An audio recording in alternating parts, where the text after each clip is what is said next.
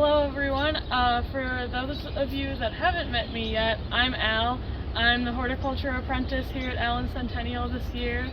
So now that Josh has started grad school, I'll be kind of like stepping in for him when he's not around. So like, if you have any questions about like, I guess what you should be doing, or like about any plants or anything like that, come find me. I'll be around in the garden, of course.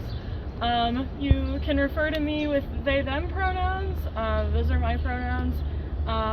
And I guess without further ado, I can get started on my plant walk, which this week, if you were here for my last plant walk, this is going to be a little different. It's not going to be like just me talking about plants I love in the garden.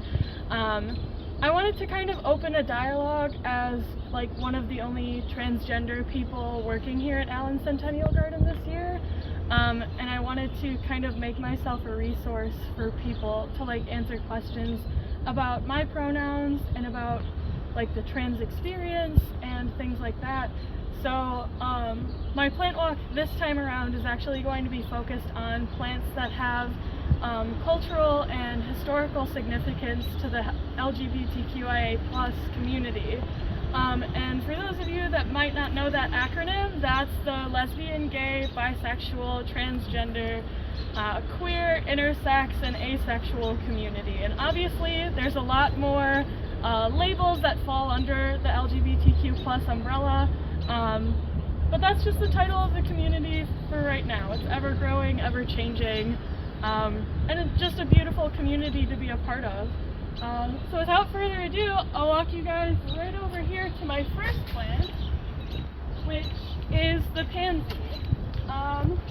So the pansy actually has a really long history in the LGBTQ community. Even back into the like 1920s and 30s, there was something kind of known as the pansy craze. Gay men specifically were often very closely associated with pansies, often being called pansies or buttercups, or even like horticultural lads. The pansy is something that has for a very long time been associated with gay men specifically, to the point during this whole pansy craze, a lot of bars and clubs for gay people and other like queer people were actually called the Pansy Club to kind of denote that they were a welcoming space for queer individuals. And in today's day and age, the pansy actually has gained even more significance to our community, in that an artist by the name of Paul Harfleet has actually started something called the Pansy Project, in which he goes to places of either transphobic or homophobic abuse around the world. He's mostly centered in the UK and Europe, but it's kind of a worldwide thing, and he will find soil nearest to these sites of abuse or attacks, and he will plant pansies, and he will like document them in a photograph and title them after words that were said during these abusive attacks.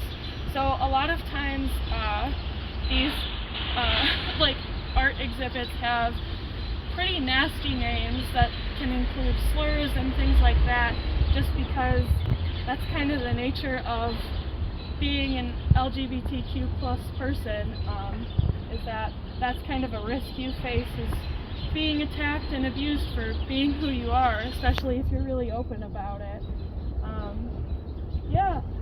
A very closely related flower that's also a part of LGBTQ+ representation is the violet. It's a really big symbol of sapphic love, and for those of you that don't know the term sapphic, that's so the term kind of used to be, it's a term for like women loving women, but the community has kind of talked amongst itself and decided that that's pretty exclusive of non-binary people like myself. So at this point the term sapphic is non-men who are also attracted to non-men. So yeah, that's kind of the history of the pansy in the LGBTQ+ community. So, as I said, the next plant that is coming with the LGBTQ plus community is the rose. And this has commonly been adopted by the trans community as a symbol for us for quite a while now. The kind of phrase that's been associated with the rose is, give us our roses now while we're still here. And the meaning behind that is kind of, even like in this day and age, trans people like myself are still targeted by really hateful groups at a very high rate. A lot of us are actually murdered or attacked for being who we are at a really alarming rate, and it's something we have to think about pretty regularly. So the rose is a very big symbol of just honoring us while we're here and while we're able to be who we are, before you may have to lay the roses on our graves. Because unfortunately a lot of transgender people end up seeing those graves, unfortunately, early. Being transgender in this society it's beautiful, but it can also be a very scary reality at times. I know I've definitely had some really hateful things said to me, just being out in public, and one of the things transgender people actually have to think about is, while we are presenting the way we do, and while we may look fairly cisgender passing, and cisgender is a term that means non-transgender, so you align with the gender you were assigned at birth,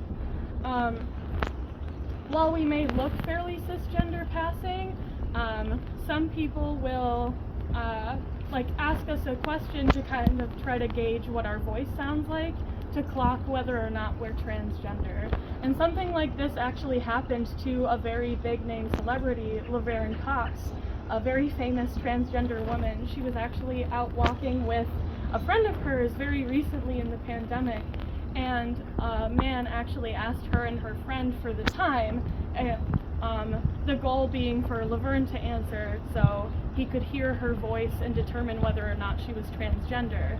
Instead, her friend answered, and the man responded, well, man or woman, and her friend told him to screw off. And this man actually ended up attacking her friend and physically assaulting him. And she's talked really openly about it, but which I think is really important, just to give people an idea of what we as transgender people go through and the things we have to think about on a day-to-day basis. And yeah, like I said, the rose is just a really big symbol of that, of showing transgender people love and honor and respect while we're still around and while we're still being who we are. So, the very last plant on my plant walk today is actually lavender. It's for a very long time kind of been used as a symbol for both gay men and women.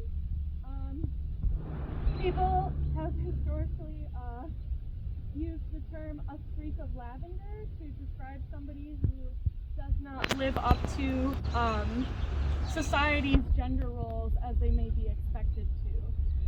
So some historians have described certain people as having a streak of lavender if they weren't either manly enough or womanly enough for society.